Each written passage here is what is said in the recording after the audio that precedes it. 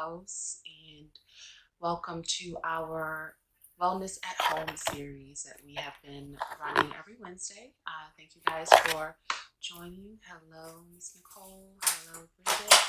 Um, Today we're going to have Talia Witowski here with us to talk about craving conscious and how habits and dependencies are resonating with us during this time. So I am going to get her in here.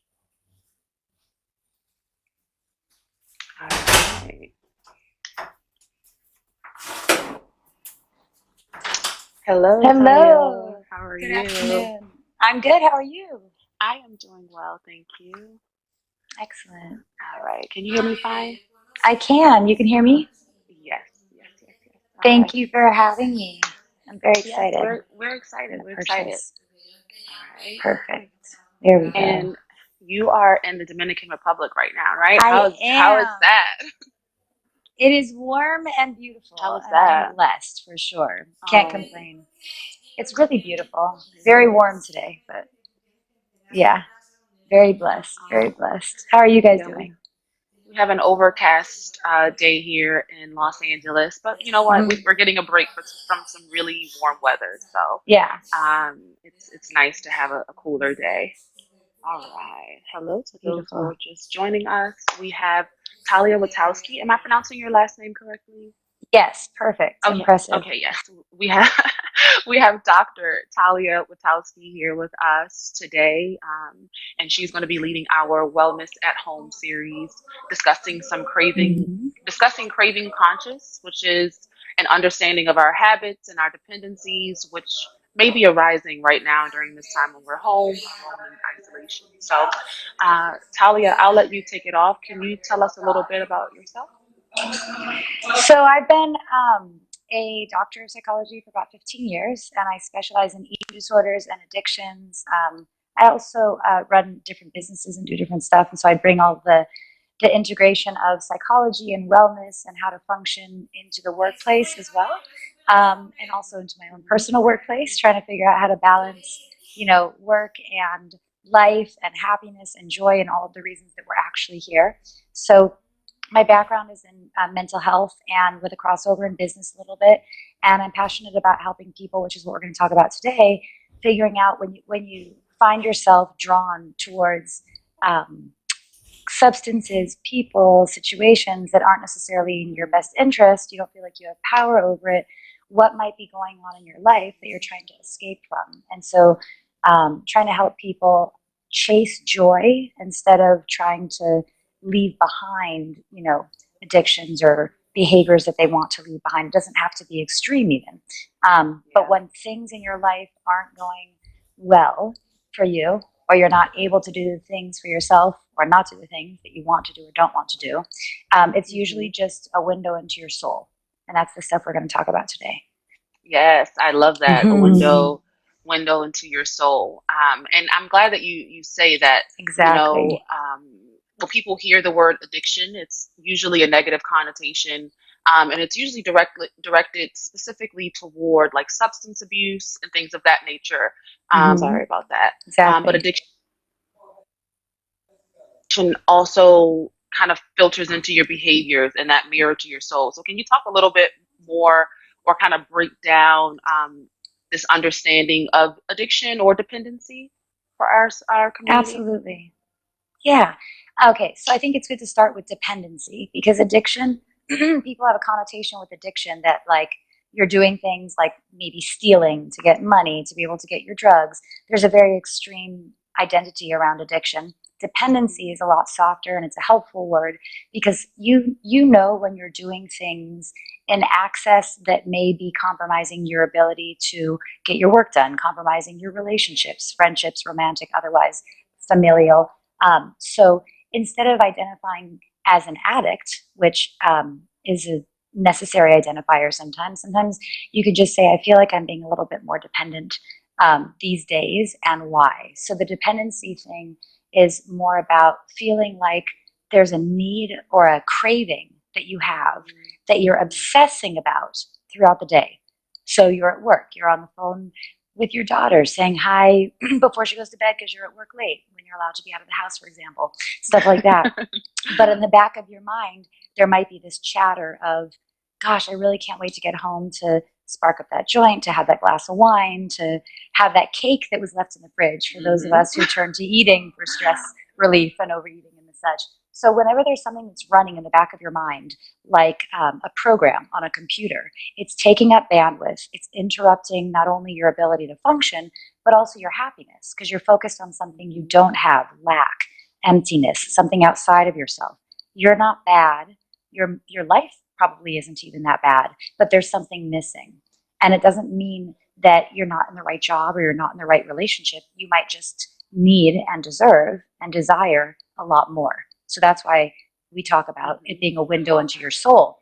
It's not that you're bad, and it's not that your addiction is something that even has to necessarily go be treated. Alternatively, how do you add to your life so that it's not like the addiction or the desires that you have aren't even on your radar? I love that. Thank you. Thank you for breaking that down. And for those of you who are just joining us, I have Dr. Talia Witowski here. She is a psychologist, and she is speaking with us about what she titles "Craving Conscious." And I really love that name, "Craving Conscious." So we just finished up a talk about dependencies and using that more softer term for other than addiction and understanding the balance between those two. You kind of threw some in there. So maybe if you could discuss some habits that you're seeing from yourself or from your clients that people are discussing that maybe they're picking up or they're falling into now that we are in isolation. Mm-hmm. So I think it's good to start with that word, isolation. Sorry, I have somebody in the background being kind of loud. Let me get it up. Okay, thank you. 1 second. Eric. Sorry. Shared space. Yay. Yeah, no, It's not going to work. He probably won't be quiet anyways, but just to warn everyone at home. So I think it's good to start with that word isolation, right? Because we do feel really isolated. So people that may not have, I'll just speak for myself personally. I love being around people, and I'm lucky enough to be staying in a house with some of my friends who are loud, but I love them nonetheless. And so I have the comfort of having people around me. So like that, a lot of people are home alone right now and feeling very isolated. And that feeling of loneliness is actually what drives most addictive behavior, interestingly enough. It's a feeling. Some of the top spiritual speakers in the realm of addiction talk about that it's a perceived separation between yourself and your fellow human beings when you feel that loneliness, or yourself and God, spirit, universe, whatever you call it. And in that space, it's like spirituality talks about doubt. You know, when you have that seed of doubt, it creates the space, or when there's any sort of little doubt, it creates a lot of space. It creates even a little bit of space. And then all of negative thoughts or worry, concern, anxiety can creep in. So that space is when we feel that lack and that loneliness. And that's what a lot of people are experiencing right now because we are in quarantine. And in that space, my friend is not going to stop screaming, so I'm going to go upstairs. He's a New Yorker. Can you guys hear it in the background or no? Yeah, we can hear it a bit. It'd be nicer if you can go upstairs. Thank you. Yeah. Apologies. And when your friends frustrate you because they're not quiet when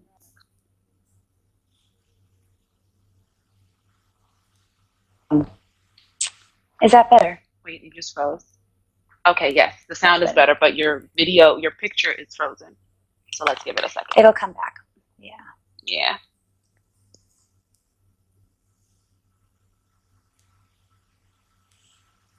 And while you settle, we had some new people just join. So welcome to all of you who are joining our Wellness at Home series.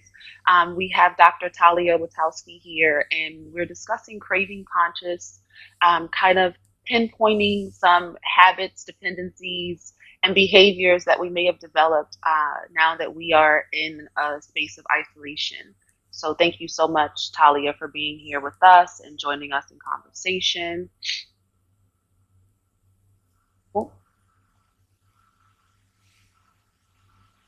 All right. Can you hear me? Oh, I think we lost Talia. She'll probably wave herself back in. I appreciate you guys bearing with us with the tech. Talia is in the Dominican Republic right now, enjoying some nice beachside weather, but of course that comes with some shaky technology at times. So thank you for being patient with us. And here she is.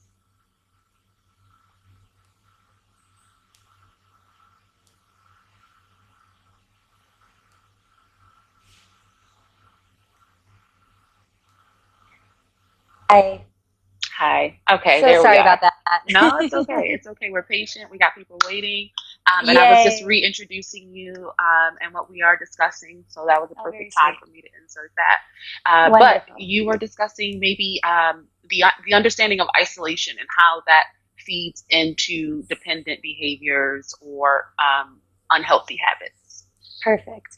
So, as I was saying, there's a perceived separation that we feel from beings all the time. But and I say perceived because um, some people believe, I believe, that spiritually we're all one, so there can't really be that much separation between us. However, there's a feeling that there is, and the things that we do create space between ourselves and our fellow human beings, or the perception that we have space between us and universe or spirit or whatever people believe in, like higher power type of stuff. So in that space is where people feel distance and they feel loneliness, and now because we're in quarantine, you feel that tenfold, and it's a long period of time, and there's no set date in when it's going to lift, and uncertainty is a multiplier of loneliness. So all in all, it's a very dangerous time when it comes to mental health. So it's important that we're having this conversation. And when you feel lack or loneliness or longing, it's a great time to go fill up with other things, like alcohol, like drugs, like food, like sex, like unhealthy relationships, gambling, spending, the list goes on and on. The thing about addictions and filling up feelings of like dependence, feelings of lack and loneliness with things outside of yourself, it's a coping mechanism. It helps you to survive. So what I will say is, if you do feel like you're drinking a little bit more, smoking a little bit more, shopping a little bit more, eating a little bit more, and you don't like yourself because of it, or it doesn't feel good, then that's when you want to run an intervention on yourself, so to speak. And we could talk about some of the things that you could do that will replace that stuff, so that you're not staying away from things that you want, because that doesn't work. Every human being is very strong. Their desire, when you have a craving, it is strong. You can try to pretend you don't have it. You can do everything under the sun other than it, but you're just going to end up doing a whole bunch of other stuff that's probably equally or maybe even more harmful for you, trying to avoid the one thing that you just wanted to do. So the solution is you have to find something that's more exciting, more stimulating, more rewarding, so that you genuinely don't want to do the thing that was starting to take over your life a little bit. So I'll stop for the moment. No, that was great. I appreciate that. You dropped a couple of little gems in there. And for those of us who are joining, we are speaking with Dr. Talia Witowski about craving conscious and breaking some habits that we may have developed during this COVID-19 isolation. So I guess you mentioned you have some tips to kind of intervene with yourself when you don't like yourself. You know, sometimes you have that craving and you want that piece of cake. I mean, I will bake an entire cake if I have a craving for chocolate cake, you know. And I'll have one slice, and I won't need more after that. I'll give it to my partner, or I'll send some slices. Now we send slices to our friends. That's always safe. Yeah. Giving is receiving, truly, when it comes to food, because you're not receiving more pounds. That part. But then there are times when, you know, I am displacing some other feelings, and I'm eating maybe 2 or 3 slices of that cake, and that's that moment when I am not happy with myself because I fed into that craving. So what are some points when you can intervene, and what can people do when they maybe are just doing something that's unordinary and it feels like a habit, but maybe it's not. It's just fulfilling a desire, and it's something that you can move on to, or move on from, rather. Great. Okay, those are all great questions. I'm going to address them all. I want to insert something from our previous conversation so that I can address what you just said fully, which is to bring up the topic of boredom as well. So you can feel loneliness, but you can also feel boredom. And the human psyche really does not like being bored. We're all like little ADD children deep down inside, you know? So we're sitting here in quarantine. We can't go outside and like do things to waste our time and distract us from, you know, the woes that are in our head. So not only do we feel loneliness, we also are very, very bored, which is a very dangerous thing for anyone that's prone to addictive behavior or dependencies or anything like that. So number one is don't be bored. Like be your own. You are not allowed to be bored. Be your own camp counselor. Like, oh, what are we going to do today? Think about something the night before that you're excited to wake up for in the morning. Tomorrow I'm going to, that is actually enjoyable for you, not like organizing your closet. Oh, the Wi-Fi should be fairly stable. Can you hear me okay though? That you just can't? Yeah, the Wi-Fi got a little shaky. It made me lie. You know, it's middle of the day. But yes, let's go back on that. I'm sorry. You were saying some things to do to combat the boredom. Yes. So you might not have such a hard time getting up in the morning, for example, if you have something planned from the night before that's going to make you to do that day, that's going to make you excited to get up. There you are. Now I see you. Oh, it froze a little bit.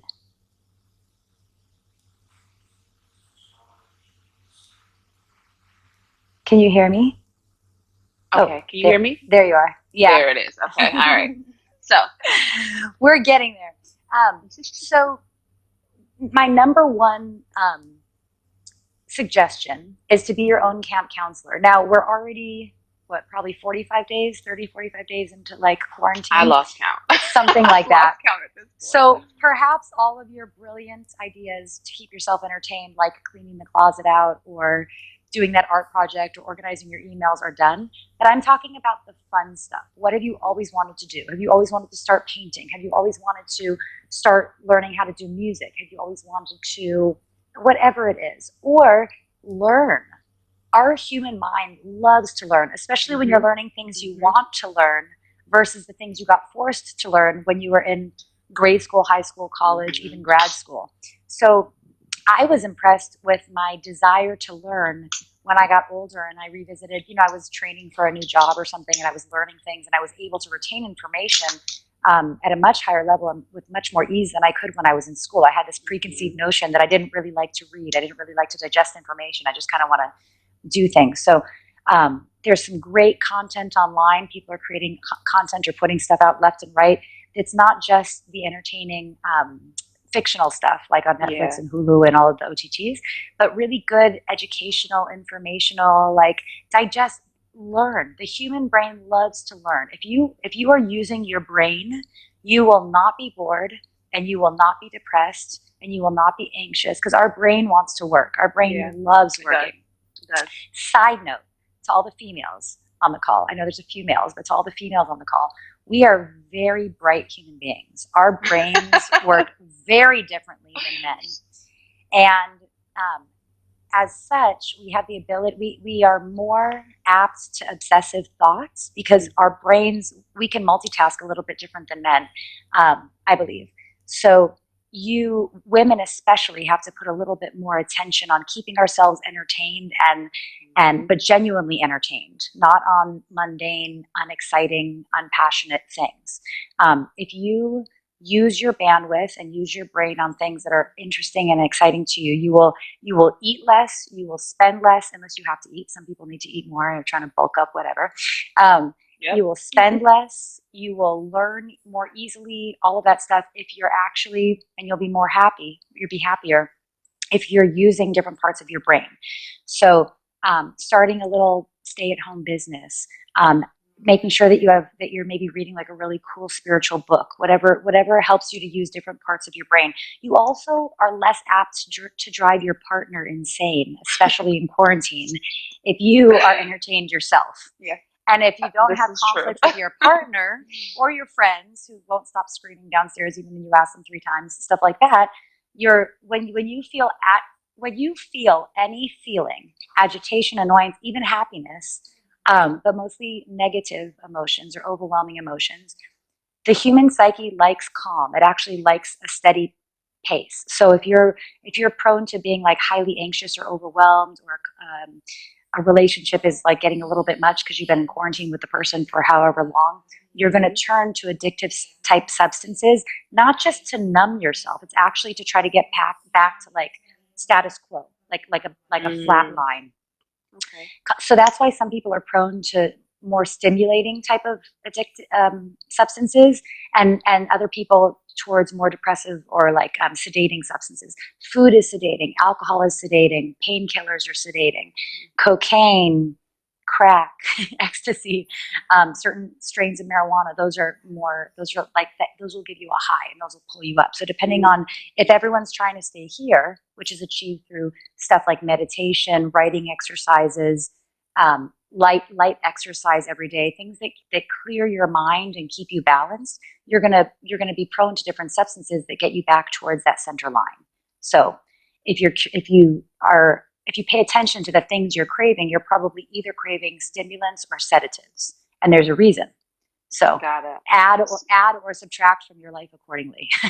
I love that. I love that. And so, for those who joined in the middle of that discussion, Talia was kind of just breaking down ways to intervene or how to at least notice when you are starting to develop some not so serving habits. And, a major thing, and the educator in me love that you said this, is that you should really be trying to work different parts of your mind, because your mind loves to learn. And I love to learn. And no, I don't mean like you love to do homework or you love to sit down and like go on a Harvard X class and like receive information that way, but just invigorating your mind and showing it something new so that you can keep your energy level up and your mind clear of kind of that negativity and anxiety. So thank you for sharing that. I appreciate that. Exactly. And tip number 2 would actually be meditation. Yes. This is one of my favorite topics. Most of all because I've been practicing a form of transcendental meditation twice a day, every day for 13 years. It's amazing. But the good news is, in my opinion, you're not supposed to not think. People talk about stilling the mind, and people feel like, or some people might feel like they can't actually achieve meditation because their mind goes so fast. People tell me that all the time. I can't do it. My mind races. I won't be able to calm my mind. When I meditate, I actually let my mind go. So I'll think about or even obsess about the things in my life. Maybe I'm having a conflict with a friend. Maybe I have an issue with an email I have to write. I don't really know how to start the email. It's a little bit of a sensitive topic, whatever. So the things that I need help with, I focus on while my eyes are shut and my back is supported. I'm sure you've had amazing classes about meditation, so I won't use our time here talking about how to do it. No, but when you do it, I can break it down in a moment, at least how I do it, if it's helpful. But it's really important to realize that wherever your mind goes in meditation, let it go. And the things you're focusing on because they carry stress. And when you focus on it in meditation, you don't have an emotional attachment to it.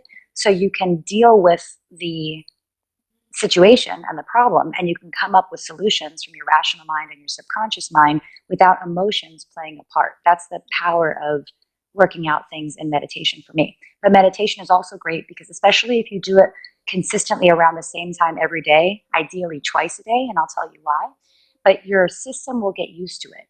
So it will know, even if it's highly, to chill out and take your meditation, and your system, your psyche, your subconscious, your soul it's almost like a baby that knows that it gets nap time every day. You get a little tantrum. You got to lay down for your nap.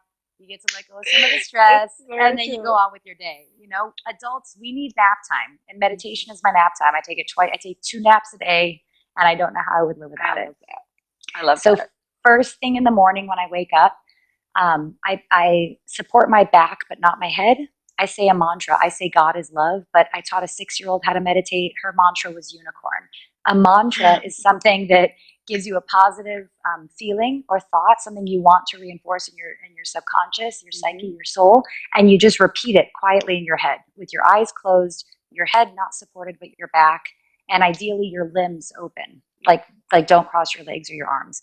I like to meditate in bed because then my legs are out and I'm all comfy and stuff. And then you just sit there. I sit there for 20 minutes and you just say your mantra. And as long as you don't move and don't talk and don't open your eyes, you're officially meditating. Congratulations. That's the shortest meditation instruction. Yes, that's it. Exactly. So meditation is a great tool. I recommend, you don't got anything else to do. You might as well try it for a week, um, See, at least once a day, join every us. We have the day. Tuesdays and Thursdays. You can join us here at Black There Friday. you go. Perfect. There it is. Look at Tuesdays, that. I Thursdays love at it. noon.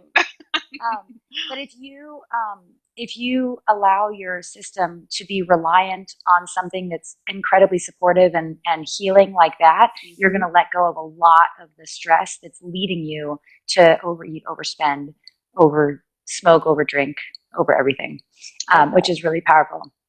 Yeah. Yeah, thank you. And I mean, people know that I am a proponent of meditation. I lead the Thursday class, and we have Gina Belafonte who leads our That's Tuesday right. classes. Amazing. So if you want to join us and try it out, there's a space. I also wanted to just some people have been dropping some of the things that they've been doing, and it's ranging from art. It Someone works pulled great out with the cannabis. paint. It does. Also, people have been doing some music and cooking. Those are some things people have been doing to kind of just break out of that boredom and break out of the icky feelings of isolation. And someone else, Sid says the naps have been great for her, and I am a fan of meditation naps and real naps. I love a midday rest to kind of just clear my mind again from those emails that are sensitive or the phone call that was really long and exhausting. Take a 20-minute nap. We're home. That's your break time. So, yeah, exactly. Yeah. And there's a lot of other things you can do. Like, people don't realize it, but, well, I don't know if they don't realize it or not, but we are emotional creatures. We're physical, we're spiritual beings in a physical body. And it's incredibly important that we acknowledge our physical body, because what you're doing when you're engaging in addictive behavior or indulging in your cravings is you're feeding the physical body's needs with those substances. The physical body, most of all, needs hugs. It needs reinforcement. It needs assurance that you're not alone. So if you can physically be close to somebody, even if it's like a girlfriend and you can be next to each other on the couch or snuggle and watch a movie, it's very helpful. It releases endorphins. It's incredibly important. So that's also another factor to take into consideration. Yeah. Thank you for dropping that there. Where it's possible, I know some of us are in isolation alone, but if you can, just take a moment, hug your children, hug your partners, hug a tree if you're alone. Hug a tree. You will definitely still get that release of endorphins. Right? All right. We're pushing on the time, so I did have a couple of other questions that I wanted to ask you. We're talking about the things that we're doing to keep ourselves from being bored.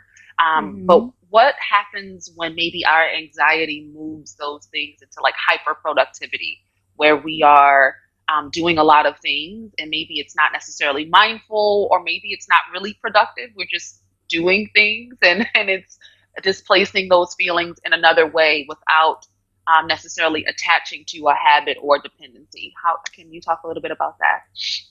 So, for example, you mean if there's things that you are not doing that you want to be doing?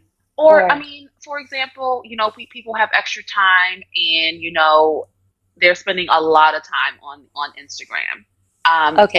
Maybe that time on Instagram is displacing the feelings of just anxiety, like of uncertainty right now, maybe job uncertainty, just housing uncertainty, all of those types of things. I find, and sometimes I find myself when I feel overwhelmed with work, like I grab my phone and I'm just scrolling mindlessly, and in some ways it's like, oh, that's just a break from work. But in other ways, I know that I am so overwhelmed with work that I'm looking for something else to kind of take up some attention for a moment. So, if you have any, I got you now. Yeah. So the mind naturally, the mind is like a child, untethered, and wants to run away from things that seem overwhelming. So if there's things that you need to be doing that you're avoiding, in order to lessen anxiety, you want to clear things off your plate. So if there's bills you were supposed to pay, if you have a mess in the kitchen, if you have a mess in your room, stuff like that, having a clean environment and having a clean environment financially, having your clothes be clean, all of that different stuff, and having clean isn't really the right word because it refers to things, but having a clean psyche, meaning if there's anything that you have clarity, if you have anything on your to-do list that you really need to get done, there's amazing freedom on the other side of having like a clean plate when you go to bed at night, as much as humanly possible. There's a lot of anxiety that humans have around completing things and getting them off the plate. There's a lot of levels to it. One level to it that most people are unaware of is that it's self-punishment. Having financial debt is a form of self-punishment. Carrying extra weight is a form of self-punishment. Living in messy environments is a form of self-punishment, that you don't feel that you deserve that, and deep down inside. And so you actually have a conflict about keeping a clean space or having a healthy body, or whatever the case may be. So that's where like the self-nurturing and the love comes in. And as if you're a child that just came home from school and all she wants to do is like eat some cookies and go outside and play in the sprinklers, right? No, baby girl, you got to sit at the table. You can have some cookies when you're done, and I need you to finish your homework. Yeah. And you'll feel so much better when you do. And all of us feel this. We could be like 60 years old at work, being the boss of like a Fortune 100 company, and we just don't want to do XYZ. And you just have to. But understanding what blocks you, I hope sometimes can help. But yes, thank you for that. I mean, I understand how this resonates as like some self-punishment, but the truth is when we have our slate cleared and clean, we can operate from a more clean and clear space mentally and physically. So yes, thank you for that. Exactly. And just do it. Like, just jump in, like cold water style. Yes. You just have to do these things. And if you feel incapable of doing it, I'm going to have like a little spiritual moment again. Prayer really works. It doesn't matter what you believe in. You could believe in literally like, I don't even know, fill in the blank. It doesn't have to be a spiritual anything. But if you ask for help, if you acknowledge that you can't do something yourself and you believe in the energy that exists in every one of our cells that makes us alive versus dead, whatever it is that you believe in that exists, that gives us energy and fuel and inspires us, and the fact that emotionally you can switch so quickly from feeling okay to not feeling okay. There's an energy, there's something going on. Let's just say, for the sake of this conversation, if you can ask for help and say, listen, I need some help right now. You don't have to be speaking to a specific entity or anything like that. I need help. Those are the most powerful words a human can ever speak, is I need help. You don't have to speak them to another human being. You can speak them into the air, and you feel not so alone. And whatever the heck is running this system that we live in, this simulation, if you're more of a sciencey type person and that resonates for you, whatever it is will come and help you. So prayer is pretty powerful, even if you don't believe in God or you don't even believe in necessarily anything you tangibly could be praying to. Asking for help is really powerful. Yes, it is. Yeah. I was just searching through to see if we had any other questions, but I do want to thank you for bringing in the spiritual piece. I feel like a lot of times we acknowledge mental health without acknowledging spiritual health, and regardless of what the faith is or what you believe in, or if it's a religious connection, having some speak it to the universe. One of our community members said, I saw that too. I like that. So you're getting it out there. You're expressing your need for help so that you can be the best version of yourself. I think that is very, very important.